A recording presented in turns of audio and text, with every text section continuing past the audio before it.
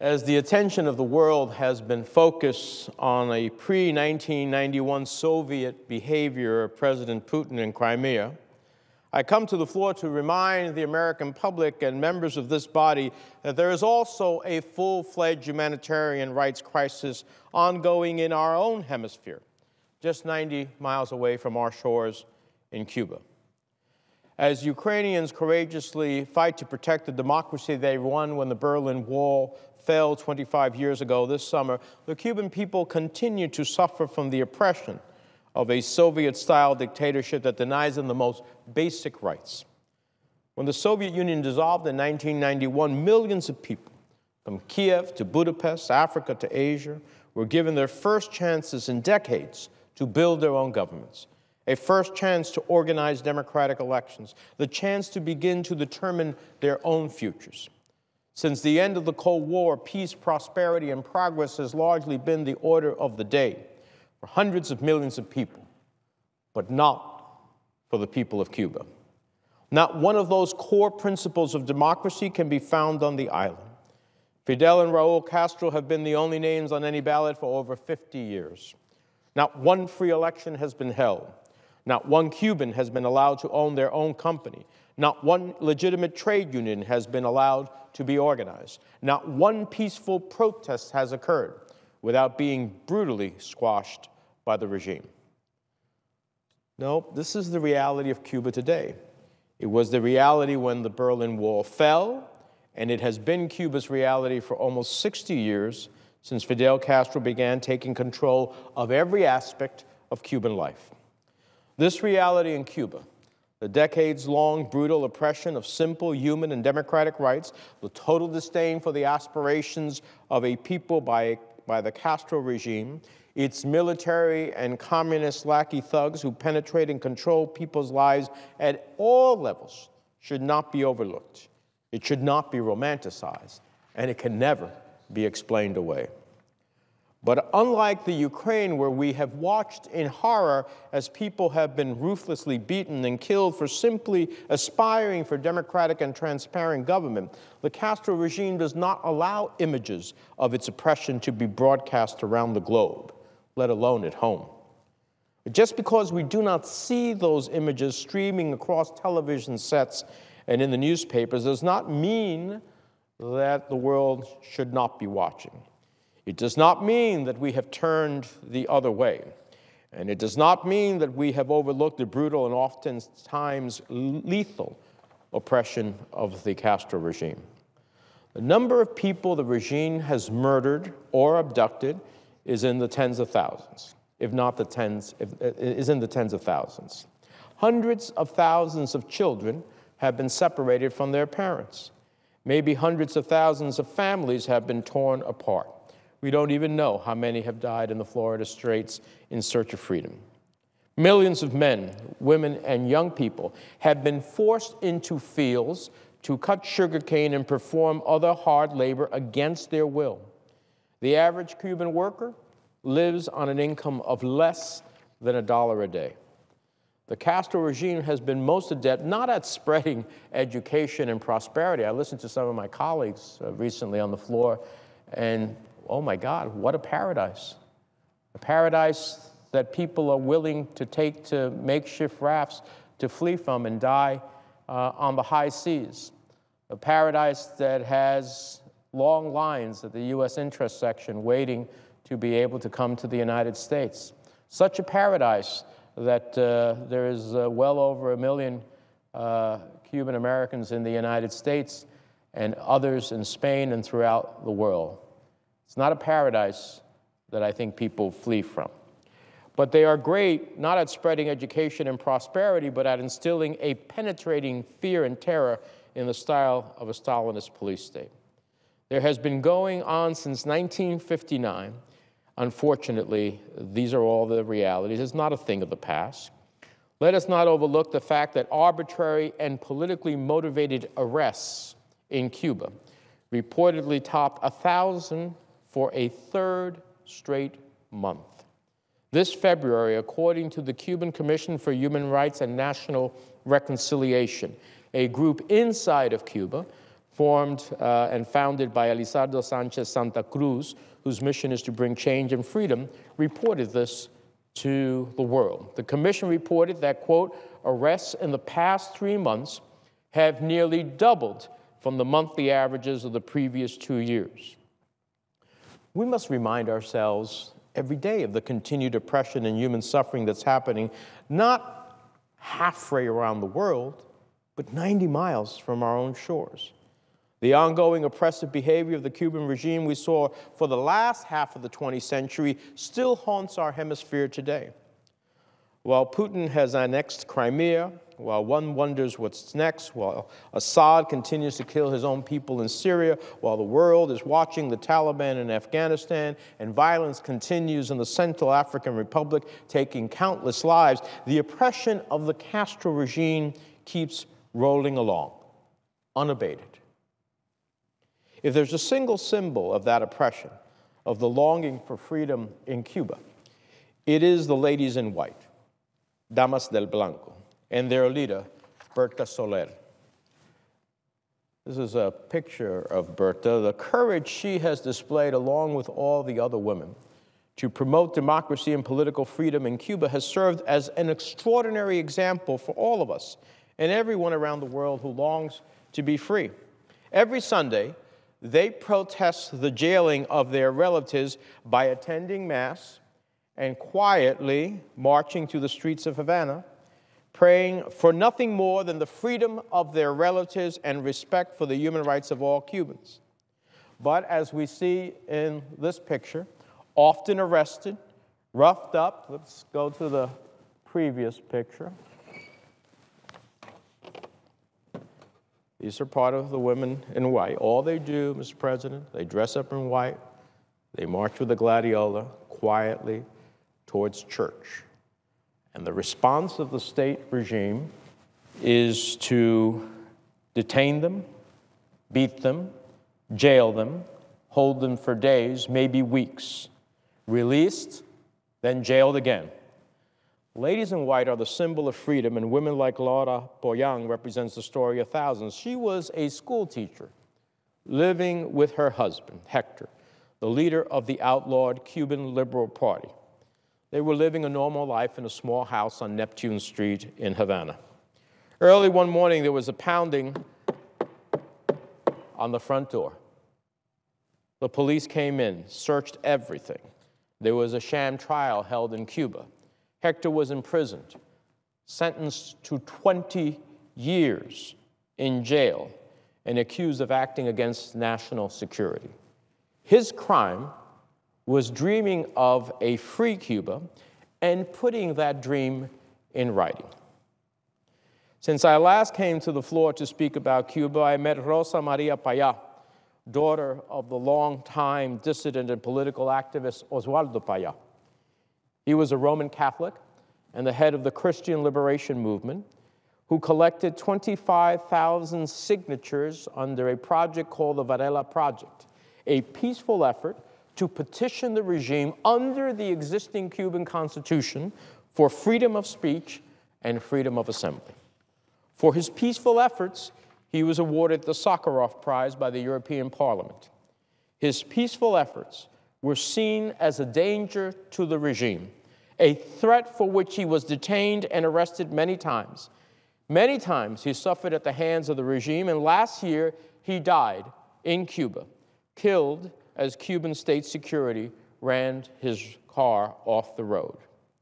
What we know is that the car driven by a Spanish politician from Spain, Ángel Carromero, a citizen of Spain, and Aaron Modig, a party activist in Sweden, was involved in the fatal automobile accident that killed Payá and his Cuban colleague Harold Cepero. The circumstances surrounding Payá's death leave any reasonable person to conclude what really happened on that road in eastern Cuba that took the life of Oswaldo was an assassination. His daughter, Rosa Maria, immediately challenged the regime's version of events, stating that the family had received information from the survivors that their car was repeatedly rammed by another vehicle. So she said it was not an accident. They wanted to do harm. and then they ended up killing my father. Ms. Payá was in Washington not long ago, accepting a posthumous award from the National Endowment for Democracy on behalf of another young Cuban activist who died alongside her father. At the time, the new ambassador to the United Nations, Samantha Power, had come before the Foreign Relations Committee during the nomination process and assured me she would reach out to Ms. Payá when confirmed. Since then, she has not only met with Rosa Maria, but also directly challenged Cuba's foreign minister to permit an independent international investigation into Mr. Payá's death. And I want to commend Ambassador Power for standing with those still suffering in Cuba and with Oswaldo Payá and his family, who died for advocating peaceful democratic change and Christian values. But Cuba's reach doesn't end with the detention or the death of dissidents like Payá. It doesn't end at the water's edge. It goes much further. Cuba is the head of a new and dire crisis in our hemisphere that we cannot ignore. And now we see the same oppression of peaceful activists in Cuba on the streets of Caracas. Venezuela's political crisis is growing. 40 dead, hundreds injured, the nation's economy deteriorating, inflation at record levels, a scarcity of basic foods and goods. Mr. President, it sounds like Cuba to me. But behind Venezuela's economic crisis, we can see Cuba's failed policies: expropriation, nationalization of various sectors of the economy, fixed prices in the consumer economy, criminalization of business leaders and their companies, currency manipulation, and rationing of basic foodstuffs. Behind Venezuela's political crisis, we can clearly see familiar Cuban tactics: the demonization of dissent, intolerance, oppression of any form of opposition, politicizing of the military and judiciary, the silencing of independent television and radio stations, the shutting down of newspapers, the arrest of political opponents, doing nothing more than exercising basic rights to freedom of assembly. We see Cuba's destabilizing presence is deeply intertwined in Venezuela's crisis, not simply because of the actions, but because of these facts. It started with the discovery of 29 Cuban spies in Margarita Island in Venezuela. It grew steadily and insidiously throughout the Chavez years with the Cuban presence and key advisors from Havana in almost every institution of national government in Venezuela, from the military to intelligence agencies to the health sector to industrial policy. And the result? Democracy subverted, and innocent people dying from bullets fired by the government and its thugs, just like in Cuba. And yet, knowing the instability that the Cuban regime continues to spread, amazingly, European nations in Latin America and the Caribbean, some of my colleagues in this chamber, are seeking new opportunities to engage the Cuban regime by easing sanctions at a critical moment and fundamentally redefine our relationship with Cuba. And I couldn't disagree more. We can never turn our back on what has happened and continues to happen inside of Cuba. We can never have a wink and a nod and say, well, it's been almost 50 years, that's long enough, things are changing for the better in Cuba, so we should ease sanctions, when in fact that's not the case at all.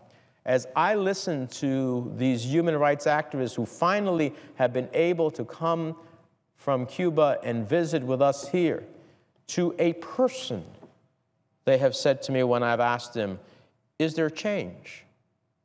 And they laugh and say, Senator, no, of course there is no change. Is there change in the economic system? No, there is no change. Is there change in your ability to organize? No, there is no change. And they call for some of the most significant measures that I could imagine based upon them being in the belly of the beast, not some romanticism from outside. So no, we should not ease sanctions. That's not what they are calling for. We should not let up, and we should not reward the Castro regime for its human rights violations, for the suffering it continues to cause the people of Cuba. We should not reward the regime for the long, dark years that have been brought to the island. And we should not ease tourism restrictions simply because the clock is ticking. Those who wish to pursue that type of engagement with Cuba must not forget Cuba's history. It's also its present state of torture and oppression, its systematic curtailment of freedom. You know, recent events tell us a different story than those who have this sense of romanticism about the Castro regime. It's the story of two terrorist states, Cuba and North Korea. There is unshakable, undeniable, incontrovertible proof that the Cuban government, colluding with North Korea, violated United Nations security sanctions regimes. In July of last year, a North Korean ship was docked in Cuba's new Mariel port facility. The North Korean ship, suspicious even to the most untrained observer, left the dock. And it wasn't long afterwards that it was seized by the Panamanian government when it attempted to enter the Panama Canal. Panamanian authorities boarded the ship. And what did they find? There in the cargo bays, under some 200,000 bags of sugar, authorities discovered 240 tons of weapons bound for where? For where? North Korea, another terrorist state. And yet apparently this evidence to some of my colleagues is not of concern. But that's not the end of the story, Mr. President. When authorities inventoried the 240 tons of weapons hidden beneath 200,000 bags of sugar that they found on the North Korean ship, they found 2 MiG aircraft, several SA-2, SA-3 surface-to-air missile systems, missile and radar components, and a cache of small arms and rocket-propelled grenades. And this is a depiction from the UN sources of what was found. Now, I ask my colleagues, is this the kind of behavior of a tired, old, benign regime, one that deserves our sympathy?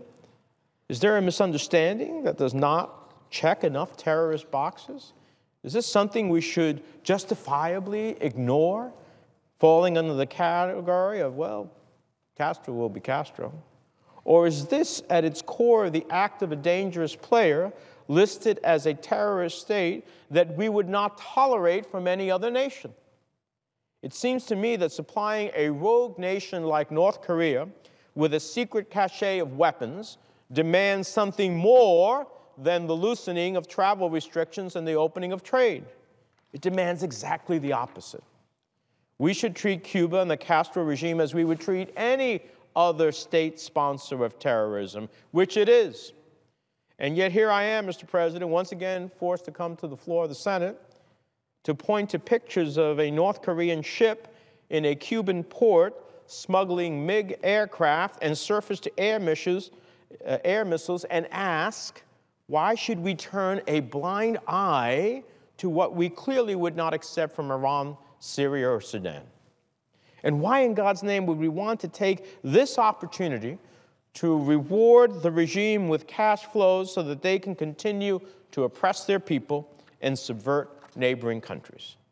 Why should we accept the lame excuses given by the Cuban regime that somehow, despite the fact that many of the arms were still in their original packaging, despite the fact that others had been recently calibrated, despite the fact that there was a fresh coat of paint over the insignia of the Cuban Air Force on the side of the MiGs to hide their origin, despite the fact that the entire shipment was covered with a couple of 100,000 bags of sugar to deceive, Cuba claimed this was a purely innocent business transaction. Innocent business transaction. And that the arms were being sent to North Korea for maintenance and would have been returned to the island. Does anyone actually believe such a ludicrous claim? Can we and should we simply ignore it and move on? Even though United Nations weapons inspectors found that the shipment was a clear violation of UN sanctions, that Cuba was the first country in the Western Hemisphere to violate international sanctions related to North Korea, and that the shipment constituted the largest amount of arms shipped to or from North Korea Since the adoption of Security Council Resolution 1874 in 2009 and Resolution 2094 in 2013. I repeat, the largest amount of arms shipped to or from North Korea. If that's not food for thought when it comes to easing restrictions against a terrorist state to our south, I don't know what is. Now, that said, in some recent years, some would have us believe, I've listened to some of my colleagues, that reforms led by Raul Castro placed Cuba on a path to economic progress. But if we look at the new law on foreign investment that Cuba just passed last week, we get a clearer picture of the truth behind Cuba's economic model. And let's be clear about this economic model. Under Cuba's new foreign investment law, investment projects will be allowed to be fully funded by foreign capital. Business taxes on profits would be cut by 50%. Foreign companies would be exempt from paying taxes for the first 8 years of operations in Cuba. And many foreigners living in Cuba would be let off the hook from paying income taxes at all. But think about it. The question is, who wins? Who wins? Not the people of Cuba. The most glaring admission in this law is any benefit at all to the Cuban people. Instead of receiving new investment opportunities or benefiting from tax cuts, although Cubans don't make enough to really benefit from any tax cuts, they'll continue to live under restrictive laws and regulations, unable to start their own business, unable to follow a dream, build a better life. They are left to live under the most restrictive laws, preventing them from ever realizing their dreams for themselves and their families. In fact, the Cuban regime has permitted people to work for themselves, but only in 200 types of jobs that the government officially sanctions. They have a list of authorized jobs that includes sewing buttons, filling cigarette lighters, street performing, not exactly lucrative startups that can build an economy. These authorized jobs bear more resemblance to a feudal economy than anything we would recognize as economic opportunity. At the same time, the government has moved aggressively to close in-home movie theaters, second-hand clothing markets, fledgling private restaurants that it considers too large or too successful. Why? Because anything that allows Cubans to meet legally, lawfully, and as a group is seen as a threat to the regime. Simply allowing people to come together for what we take for granted in our country and most countries in the world is seen as a threat to the regime. Because God knows what those Cubans would do if they start talking to each other in a place in which they had no fear. And while the Cuban government offers new incentives to foreign investors and continues to clamp down on self-employed workers, the real economic change in Cuba is the growing role of the Cuban armed forces in the country's economy. Under the watchful eye of Raul Castro's son-in-law, a general in the Cuban armed forces, the military holding company, Gaeza, has amassed control of more than 40% of Cuba's economy. Through companies like Gaeza, the government and the armed forces, those most loyal to the Castros, are laying a foundation for its future control of Cuba and the Cuban economy. On the economic front, I think it's important to make the point that when people argue for travel and trade with Cuba, they're arguing to do so with who? With Castro's monopolies. Let's be clear. Regular Cubans are prohibited from engaging in foreign trade and commerce. So we want to trade with Castro's state-owned monopolies, monopolies that are largely controlled by the armed forces of Cuba? Do we? Do we really want to reward a regime that sends the biggest amount of weapons to North Korea in violation of UN Security Council resolutions? The U.S. government's own report of agricultural sales to Cuba states how every single transaction with Cuba by hundreds of American agricultural companies have only one and one counterpart only: Castro's food monopoly through a state-owned company named Alimport. Now, that hasn't helped the people one bit. So do we really want to unleash billions to Castro's monopolies? Also, every single foreign people-to-people traveler that currently stays at a hotel or resort is owned by whom? By the Cuban military. No exceptions. No exceptions. So, Mr. President, how does that promote the independence of the Cuban people from the regime, as President Obama's policy statement upon releasing these regulations state? At the very least, they should be compelled to stay at what we call a casa particular, which means a private home that used to be able to allow to take in a visitor, but staying at the military facilities owned by the military or co-partnering by the military with some foreign private sector contravenes the president's own policy statement. This hardly constitutes an economic opening for the people of Cuba, which, by the way, you can't, if you're an individual Cuban, you can't go to a foreign company. You can't even go to the hotels in your own country unless you're invited in by a foreigner. You work there if the state sends you there. So those of us who get to work here, we actually would only be here because the state would send us here, not because through our abilities and competency we would have earned the opportunity to be employed here or anywhere else in this country or in the private sector. That's not possible for the average Cuban. So in their own country, they cannot go to a hotel unless they're invited in by a foreigner. Imagine if you could visit this throughout our country and not go into a hotel unless somebody from some other country tells you you could come into it. However, if there's one positive trend to be found in Cuba today, it is that after decades of fear and self-imposed silence, there is a growing number of Cuban citizens beginning to speak out critically, increasingly in public. In June of 2012, Jorge Luis Garcia Perez, more commonly known as Antunes, testified at my invitation before the Foreign Relations Committee via Skype from the U.S. interest section, as you can see in this photograph.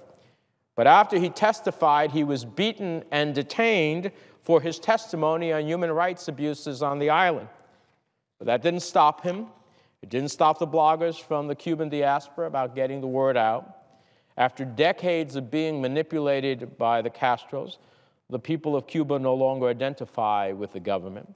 And while the government still holds power through its security operations, its legitimacy is plummeting in the opinions of its people. So after 55 years of dictatorship, it's our responsibility in the international community to encourage this independence and help the people of Cuba reclaim their rights. Rights to freedom of expression, rights to organize unions, rights to freedom of assembly, rights to freedom of the press, rights to freedom of religion, universal human rights. The rights and freedoms that will be the building blocks of a new and democratic Cuba of the future. But let us not be misled. Roberta Soler, of the ladies in white that I showed you earlier, is now allowed by the regime to visit the United States and Europe after an enormous amount of international pressure. When she returns to Cuba, there is no change in the status of the ladies in white. The pictures that I showed you of the beatings and the arrests is still their reality. Every move she and her courageous partners make is monitored by the Castro regime. They are physically harassed, intimidated, and arrested. Why? For simply wanting what any mother in any country on the face of the earth wants: to learn of the fate of her husband, her son or daughter, who has been harassed, beaten, and jailed by an aging, illegitimate regime. According to the Cuban Commission for Human Rights and National Reconciliation, there were more than 15,000 cases of arbitrary, politically motivated detention since the start of 2012.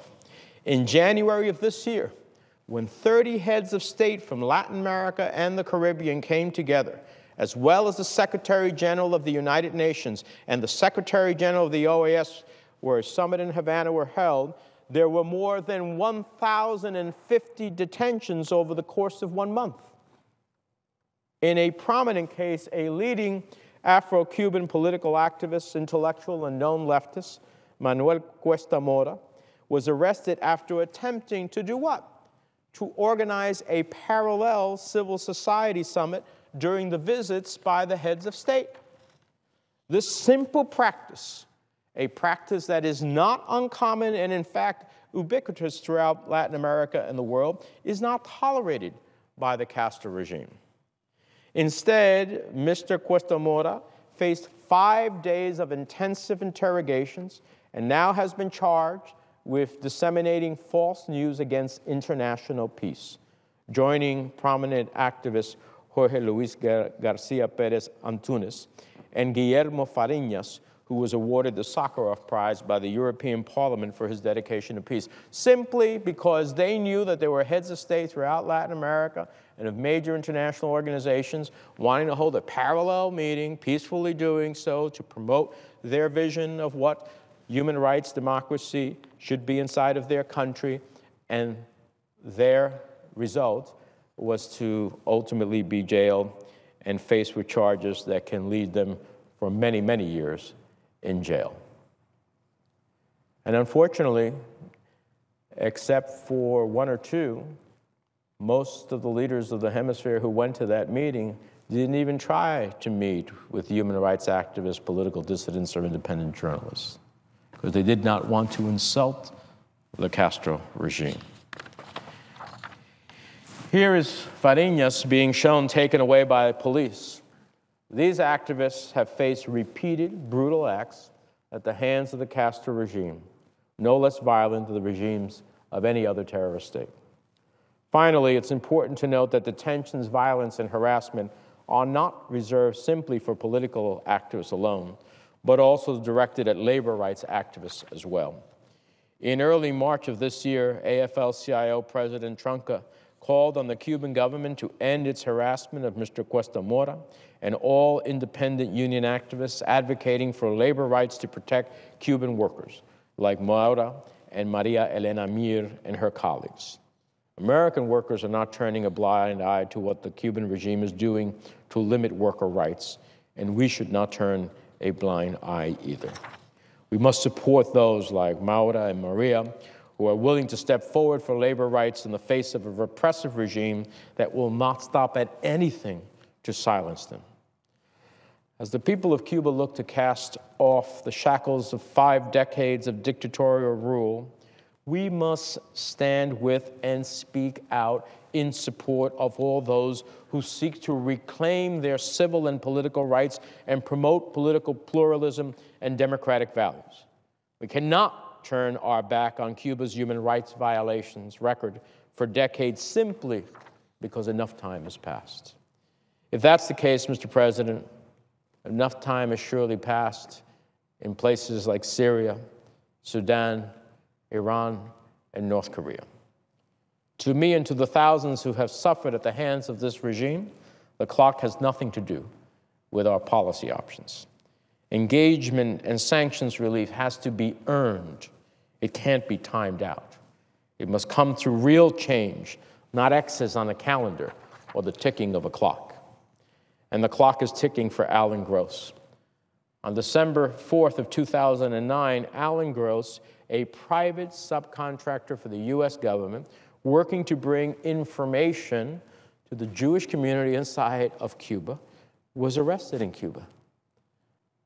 Mr. Gross, a 64-year-old development professional who worked in dozens of countries around the world with programs to help people get access to basic information, was doing nothing different. That's why I am amazed with this uproar that exists by some who want to paint this picture that, my God, we actually were trying to assist the Cuban people to have greater access to the internet through a Twitter program. That's what we do throughout the world. Even the foreign operations legislation talks about tens of millions of dollars, not several $100 million, to be promoting internet access in closed societies. It seems to me that freedom of information is one of the most fundamental elements. And yet we have this bit of a firestorm going on over simply creating the possibility for people to have access to that information so that they can speak to themselves and hear unfettered what's happening in the outside world. We all condemn what's happening in Turkey, and the head of Turkey ultimately tries to shut down Twitter, but somehow it's okay to shut down the people of Cuba. Now, since 2009, Alan Gross has been detained in Villa Marista, a prison in Havana notorious for its treatment of political prisoners by the Cuban National Security Agency.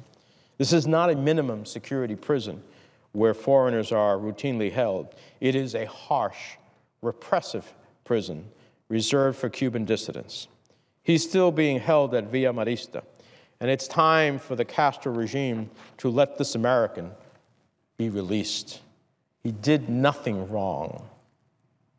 After serving 4 years now of a 15-year sentence, this 64-year-old American's mental health is reported to be deteriorating and his life may well be in danger. The case of Alan Gross is only one example of why we cannot let up until the dead weight of this oppressive regime is lifted once and for all. Mr. President, we've supported democracy movements around the world. I've been a big advocate of that in my 21 years in the Congress, in the House, and the Senate, serving on both foreign policy committees. I'm a big advocate because freedom and democracy and human rights, when they are observed, means that we deal with countries in which we will have less conflict and more opportunity. It is the idea upon which this nation was founded, and it is who we are as a people and what we stand for in the eyes of the world. We can no longer condone through inaction and outright support in some cases, even from some of my colleagues in this chamber, the actions of a repressive regime 90 miles from our own shores, simply because of the passage of time or because of some romantic idea of what the Castro regime is all about. So to my colleagues, let me say, I know I have come to the floor on many occasions demanding action.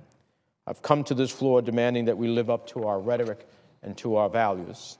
I ask that we hold the Castro brothers accountable for the suffering of the Cuban people, not only the years of brutality and oppression that has deprived the Cuban people of the basic human rights we so proudly proclaim to support around the world, but also for the continuing reality of the suppression of those human rights today. And I will come to the floor again and again and again to ask for nothing less, to ask that we never allow the Castro regime to profit from increased trade that will benefit the regime, that we use these dollars for repression, but not put 1 ounce of food on the plates of Cuban families. Let me end, Mr. President, with this photograph of a man being arrested in Havana and flashing a sign recognized across Cuba and throughout the world. The sign is L for liberty, libertad, libertad, libertad. That's all we ask for the people of Cuba, and I will not rest until we achieve it.